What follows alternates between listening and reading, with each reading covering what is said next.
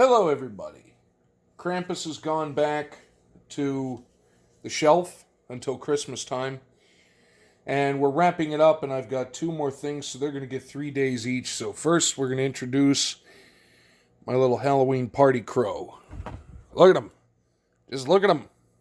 He's got a pumpkin and a hat. I actually won this at a Halloween party years ago. So, Party Crow is going to sit there for a few. This is the letter U, and we've been having a lot of fun with some of these movies, but I've always felt it's really important to pay homage to basically what brought you to the dance. And for horror movies, it goes back to the 1930s, really, in Universal Studios. So for that, they don't begin with the letter U, but they are bound by the letter U.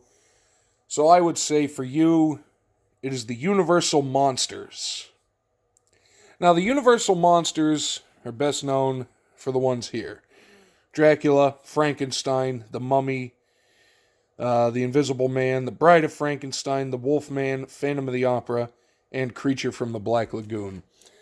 Those are probably the best named ones. So if you think about any great movie monster, they're going to owe their beginnings to the Universal Monsters. But the Universal Monsters actually continued on as a thing up until 1956.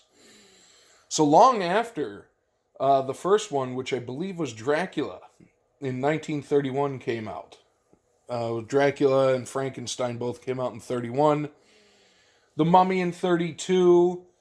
33 got us The Invisible Man. Bride of Frankenstein in 1935. Son of Frankenstein, 1939. When was The Creature from the Black Lagoon? The Creature from the Black Lagoon was actually 1954. The Mummy's Curse, 1944.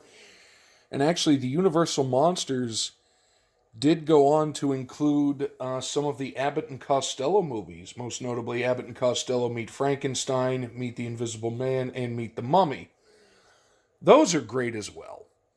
So for that, I would say find a good Universal horror movie monster. Now again, this is Universal, so this will not include King Kong, who I believe was MGM Studios. But like I say, this wasn't originally designed as a franchise. It just kind of happened, and then the term kind of was thrown at them because they were the monsters from Universal Studios. But they are the genesis of it. You know, Bela Lugosi as Dracula. Boris Karloff as Frankenstein's monster. It doesn't get much bigger than that. Much better than that. And these movies were made with great care to creep out the audiences. Didn't go for the real jump scares. More psychological stuff. So that's my pick.